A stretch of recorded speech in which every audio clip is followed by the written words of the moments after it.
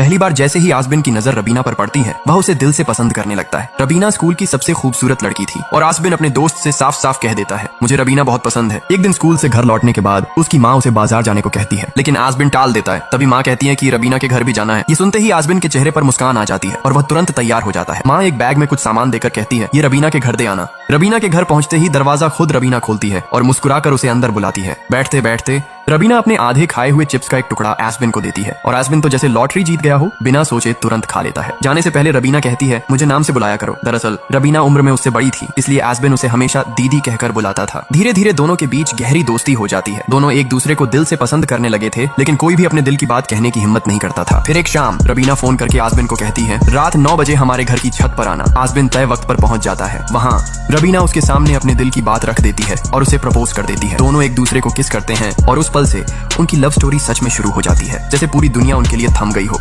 आसबिन और रबीना की प्रेम कहानी अच्छी खासी चल रही थी। दोनों एक दूसरे के साथ बहुत खुश थे, लेकिन एक दिन सब बदल गया। आसबिन के घर के सामने पूजा हो रही थी और उसकी माँ ने उसे कहा कि प्रसाद रबीना के घर देकर आओ। दिल में खुशी लेकर आसबिन वहाँ पहुँचता है, लेकिन जैसे ही वो रबीना के घर पहुँचता है खिड़की से उसे एक आवाज सुनाई देती है। रबीना के पापा उसे डांट रहे थे, पढ़ाई छोड़कर तुम प्यार क्यों कर रही हो। ये सुनकर आसबिन सोचता है कि शायद बात उसके बारे में हो रही है, लेकिन तभी रबीना का मुंह से निकलता है क्रिस्टोफर। ये नाम सुनते ही आसबिन के पैरों तले जमीन खिसक जाती है। टूटे दिल के साथ वो घर लौटता है और पूरी रात रोता रहता है। अगले दिन स्कूल का पिकनिक होता है, सब मजे कर रहे होते हैं, लेकिन आसबिन चुपचाप में बैठा रहता है। उसका दोस्त वजह पूछता है और सलाह देता है कि रबीना से बात करो। हिम्मत करके आसबिन उसके पास जाता है, लेकिन रबीना सामने से उसे अपमानित कर देती है और कहती है, तुम मुझे दीदी कहकर बुलाओ। ये सुनकर आसबिन को यकीन हो जाता है कि रबीना ने उसे धोखा दिया है और उसकी मोहब्बत एक ही पल में खत्म हो जाती है। रबीना ने जब आसबिन को सबके सामने अपमानित करके उसकी जिंदगी से निकाल दिया, तब वो अंदर से पूरी तरह टूट चुका था। प्यार पर उसका भरोसा ही उठ चुका था। सालों बाद एक दिन आसबिन अपनी सहेली की शादी में जाता है और वहाँ उसकी नजर एक लड़की पर पड़ती है, मीरा। वो उसे देखकर हाथ हिला रही थी। दरअसल मीरा आसबिन को पहले से जानती थी। शादी के बाद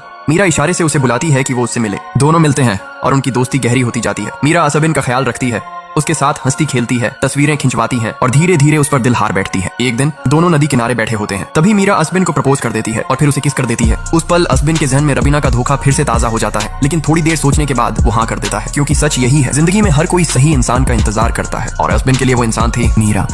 मीरा और आसबिन का रिश्ता बहुत अच्छा चल रहा था। दोनों अपनी दोस्त की शादी से लौट रहे थे, तभी अचानक सामने से एक गाड़ी आकर आसबिन की कार को टक्कर मार देती है। इस पर आसबिन बुरी तरह गुस्से में आ जाता है और दूसरी कार के शीशे तोड़ देता है। ये देख मीरा डर जाती है, क्योंकि उसे अपने मामा की याद आ जाती है, जो हमेशा मीरा और उसकी माँ को टॉर्चर करता था। जब आसबिन वापस कार में आता है, मीरा उसे डांटती है, लेकिन आसबिन इसे हल्के में लेता है। बाद में फ्लाइट में बैठकर आसबिन मीरा को मनाने की कोशिश करता है और मीरा भी मान जाती है। घर पहुंचकर आसबिन अपने मामा से मीरा के बारे में बताता है और कहता है कि मीरा उसे समझती है और बहुत प्यार करती है। इसके बाद आसबिन शॉपिंग मॉल में मीरा से मिलता है, जहाँ मीरा बताती है कि उसने आसबिन के बारे में घर पर सब कह दिया है। आसबिन उसे गले लगाता है और घर छोड़ने आता है, लेकिन मीरा का